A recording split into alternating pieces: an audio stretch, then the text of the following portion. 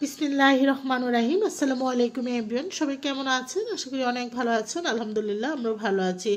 আজ আপনাদেরকে গরুর মাংসের লাল ভুনা দেখাবো, একেবারে ঘরোয়া স্টাইলে, ঘরোয়া মশলায় আমি আমার মতো করে রান্না করে দেখাচ্ছি। এত মজা গরুর মাংসের লাল ভুনা, আসলে সবসময় তো শুনে এসেছি, তবে আমি কখনো কিন্তু আমার চ্যানেলে গরুর মাংসের লাল ভুনাটা দিইনি।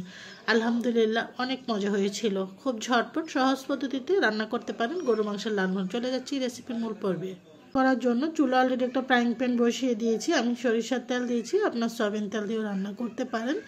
দিয়ে এখন দিয়ে দিচ্ছি আস্ত গরম মশলা, তেজপাতা দিচ্ছি 5-6টি, সবুজ এলাচ 5-6টি, লবঙ্গ 5-6টি, একটা স্টার ইনিংসের অর্ধেকটা বড় একটা এলাচ দিয়েছি, আর দারচিনি দিয়েছি বড় এক ফালি। দিয়ে এগুলাকে 1 মিনিটের মতন ভেজে নিয়েছি, এতে করে খুব সুন্দর একটা ফ্লেভার বের হয়। এখানে দিয়ে দিচ্ছি 1 কাপ পেঁয়াজ কুচানো। পেঁয়াজটাকে এখন প্রায় 2 থেকে 3 মিনিটের মতন ভেজে নিব। পেঁয়াজটা যেন নরম হয়ে আসে সেই পর্যন্ত অপেক্ষা করছি, কোনো বেরেস্তা করব না। গিয়েছে মানে আমি জাস্ট নরম করে পেঁয়াজটাকে ভেজে নিয়েছি, কোনো গোল্ডেন কালার করিনি, আপনারা চাইলে সেটা করতে পারেন। এখন আমি দিয়ে দিচ্ছি হলো আদা এবং রসুন বাটা। এখানে দিয়ে দিচ্ছি হলো 3 টেবিল চামচ আদা এবং রসুন বাটা দিচ্ছি। আপনাদের পছন্দ মতন মাংসটার মধ্যে মশলাটা যে যেরকম খেতে পছন্দ করেন সেরকমভাবে অ্যাড করবেন। মাংসটাকে প্রায় আমি একটু ভেজে নিচ্ছি, এতে করে মশলাটা যে কাঁচা ফ্লেভার সেটা চলে যাবে।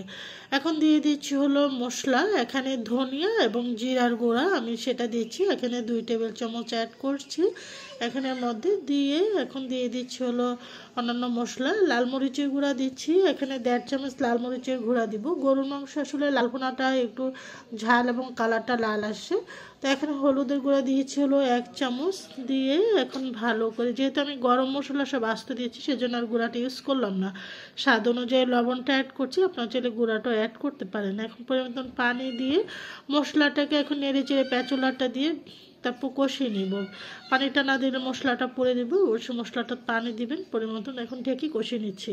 মশলাটা কিন্তু আমার কষাতে কষাতে একটা পর্যায়ে কিন্তু মশলাটা থেকে তেলটা ছেড়ে উপরে চলে এসেছে, খুব সুন্দর একটা ফ্লেভার বের হচ্ছে। আমি একেবারে ঘরোয়া মশলায় খুব সহজভাবে ঘরে যা মশলা আছে সেগুলো দিয়ে কিন্তু রান্না করছি। এখন দিয়ে দিচ্ছি হলো গরুর মাংসটা, তাই এখন দিয়ে এখন নেড়ে চেড়ে তারপর মিক্স করে নেব। তো আসলে গরু মাংসের যে লাল ভুনাটা, এটা চর্বি সহ, একটু চর্বি থাকলে সবচেয়ে বেস্ট হয়। তো এখন দিয়ে দিচ্ছি গরু মাংস। তো আমি এখানে প্রায় 2 কেজির কাছাকাছিভাবে গরু মাংস নিয়েছি। এখন ভালো করে মশলাটার সাথে গরু মাংসটাকে মিক্স করে নিচ্ছি। তা আসলে গরু মাংসের লাল ভুনাটা অনেক মজা। আমার চ্যানেলে আমি এখনও কিন্তু দেইনি, তবে এটা খেতে কিন্তু দারুণ। তো আমি আজকে যেহেতু এটা রান্না করেছি সেজন্য ভাবলাম আপনাদের সাথে শেয়ার করি। একেবারে ঘরোয়া মশলা সহজ পদ্ধতিতে রান্না করে দেখাচ্ছি আপনাদেরকে গরু মাংসের লাল ভুনাটা। ঢাকনা দিয়ে ঢেকে দিচ্ছি নেড়ে চেড়ে দেখাচ্ছি। গরুর মাংস থেকে কিন্তু অলরেডি প্রচুর পানি উঠেছে, আমি কিন্তু পানি দিইনি, যেহেতু গরুর মাংস যে কোনো ধরনের মাংস যখন রান্না করি আমরা পানি কিন্তু করতে। তো এটার মধ্যে কষে নিব, আবারও ঢেকে দিচ্ছি 10 মিনিটের জন্য। কষানো হয়ে আসছে, এখন দিয়ে দিচ্ছি হলো কাঁচামরিচ। এখানে প্রায় 8-10টি কাঁচামরিচ দিয়ে দিচ্ছি। তো আপনার প্রথম অবস্থায় দিতে পারেন, এই মিডিয়াম অবস্থা যখন রান্নাটা কষাতে কষাতে একটা পর্যায়ে চলে আসবে তখন দিতে পারেন। ঝালটা আসলে যে যেরকম সেরকমভাবে দিবেন। লাল ভুনাটা কাঁচামরিচ দিবেন, তখনই আপনি বুঝতে পারবেন এটার টেস্ট। আমার মাংসটা কষানো হয়ে গিয়েছে, এখন আমি গরম করে রেখেছি পানিটা, সেই পানিটা এখন দিয়ে দিচ্ছি। যে পরিমাণে আমার ঝোলটা থাকবে সেই পরিমাণে কিন্তু দিচ্ছি, মাংসটা সিদ্ধ হওয়ার পর যে পরিমাণে ঝোলটা থাকবে আর কি। এখন নেড়ে চেড়ে মিক্স করে দিচ্ছি প্যাচুলাটা দিয়ে। এখন ঢাকনা দিয়ে ঢেকে 10 মিনিট রান্না করছি। ঢেকে দেখাচ্ছি আমার আস্তে আস্তে কিন্তু গরুর মাংসের লাল ভুনাটা হয়ে আসছে। আবার একটু নেড়ে চেড়ে দিয়েছি। ঝোলটা আসলে যে যেরকম খেতে পছন্দ করেন সেরকম আপনি রাখবেন। আবারও প্রায় 5 মিনিটের জন্য রান্না করছি মাংসটাকে। দেখাচ্ছি আমার গরু মাংসের লাল ভুনাটা কিন্তু আলহামদুলিল্লাহ হয়ে গিয়েছে। দেখতে পাচ্ছেন কালারটা কিন্তু দারুণ এসেছে। গরু মাংসের লাল ভুনা কিন্তু কালারটা এরকমই হয়। এখন ওঠানোর আগে দিয়ে আমি জয়ফল এবং জয়ত্রী এখানে 1 চামচ অ্যাড করছি।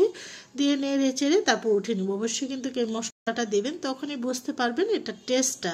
নেড়ে চেড়ে মিক্স করি। এখন চুলাটা অফ করে ঢাকনা দিয়ে ঢেকে চুলা থেকে নামিয়ে 5 মিনিট পর সার্ভ করে আপনাদেরকে দেখাচ্ছি।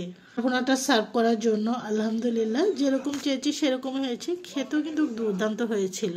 আপনারা চাইলে সুস্বাদু গরু মাংসের লাল ভুনাটা রান্না করে পরিবার পরিজন বা অতিথি আপ্যায়নে উপভোগ করতে পারেন। আশা করি সবারই ভালো লাগবে সুস্বাদু গরু মাংসের লাল ভুনাটা। আজ এ পর্যন্ত, সবাই ভালো থাকেন, সুস্থ থাকেন, আল্লাহ হাফিজ।